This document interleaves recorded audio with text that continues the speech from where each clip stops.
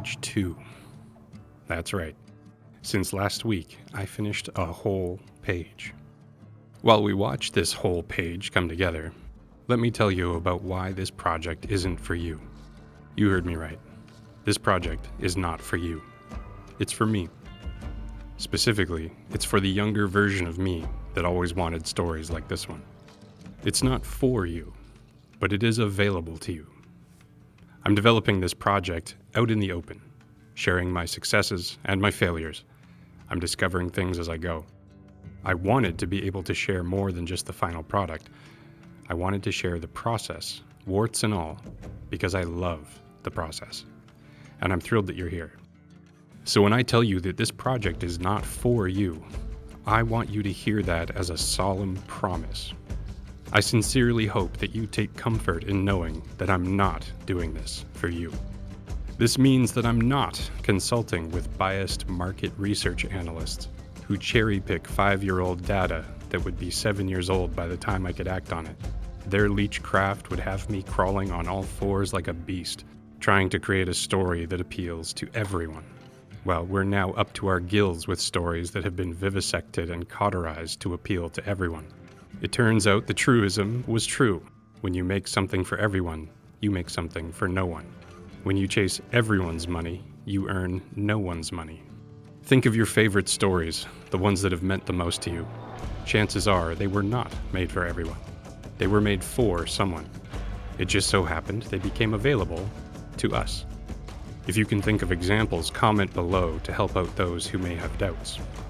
It turns out people generally like to hear from different perspectives. We like stories that meant something to someone. Those are the stories that stick with us.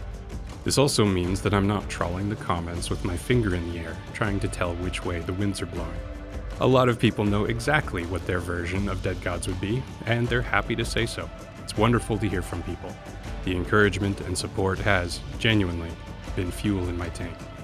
Critiques and suggestions can be useful as well, but they can only be useful because I know who this story is for. There's a big gap in the market right now. There's a kind of story that is no longer being told, a protagonist archetype we haven't seen in quite a while. I only know this because they meant the world to me when I was younger, and I miss them. If modern audiences genuinely don't want them, I'll make something for the old-fashioned audience, and hope there are more like me. Dead Gods is growing. As it leaves its nest of faithful early adopters and spreads its wings, it's ending up in front of more people that aren't me. Some of them have been baffled to come across a story that, somehow, wasn't made for them. No one consulted them. It's outside the bounds of the thing they like. I'm encouraged by this. First, there's no better metric to tell you that your reach is expanding. Second, it reassures me that I haven't compromised. When we survey the storytelling landscape these days, we see a lot of safe choices, a lot of compromises. We can all see where a good idea had its corners sanded down by a nervous writer's room, then sanded down further by consultants, then sandblasted by lawyers, until that original idea is nothing but splinters and dust. As institutions crumble, gatekeepers are bypassed, and kingmakers are left in obscurity, I think the only currency that still holds its value is courage. People can be great writers, talented artists, clever marketers, charismatic figures, but I think that in this strange time, the stories that will last will come from people who had the courage to say, I'm making something I believe in. David Bowie said it perfectly. Yes, never play to the gallery. I think, but you never learn that until much later on, I think. But never work for other people at what you do. Always remember that the reason that you initially started working was that there was something inside yourself that you felt that if you could manifest it in some way, you would understand more about yourself and how you coexist with the rest of society. And I think it's terribly dangerous for an artist to fulfill other people's expectations. I think they generally produce their worst work when they do that. I really believe that the people that can be courageous when it's hard can trade in that courage for trust. The creators we are most loyal to are the ones that didn't compromise their vision. They didn't sign themselves away. They didn't listen to the most concerned person in the room. They kept doing what they believed in, even when it was hard. You cannot buy or simulate trust like that. I hope that encourages you to be courageous. Keep in mind, I'm saying this as a guy that just wants to make a fun classic adventure story where a heroic man kills dinosaurs and giants. I'm not writing the next great American graphic novel.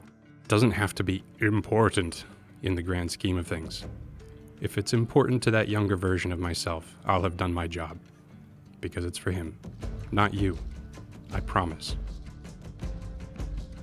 I'm glad you're here. I'm thankful for every person that has subscribed, commented, become a member.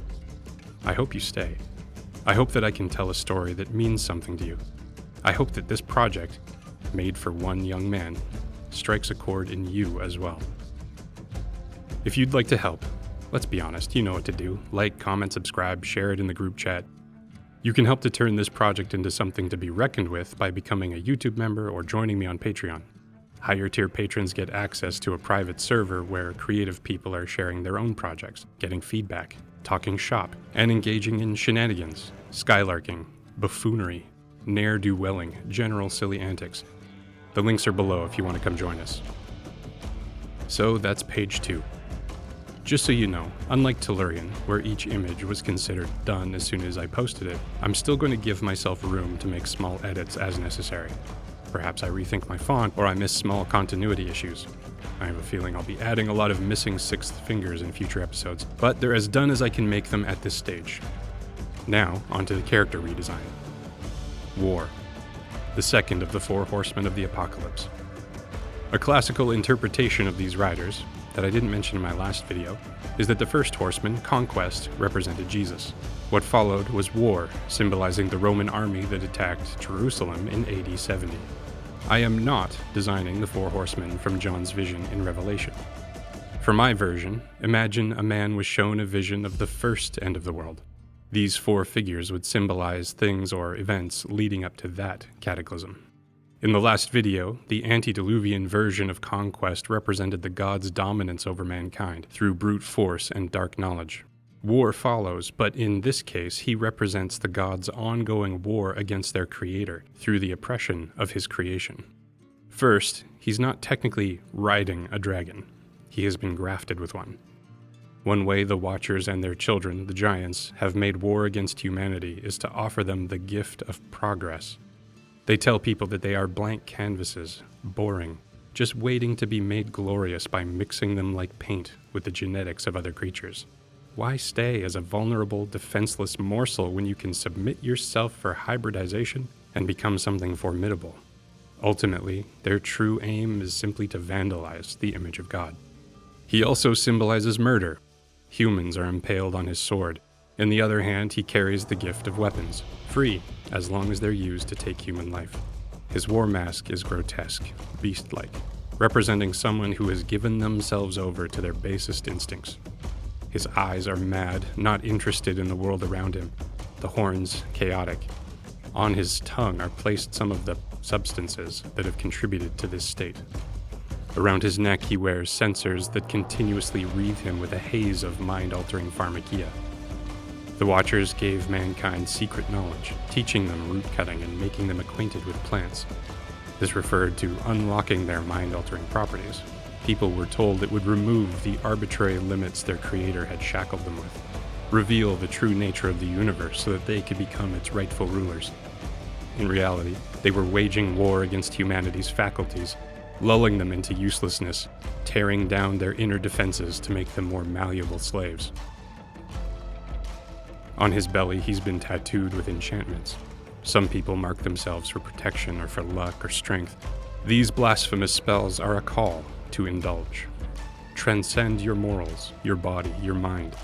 Like war propaganda dropped over enemy lines telling soldiers they've already lost, this is an incantation that says, just give in.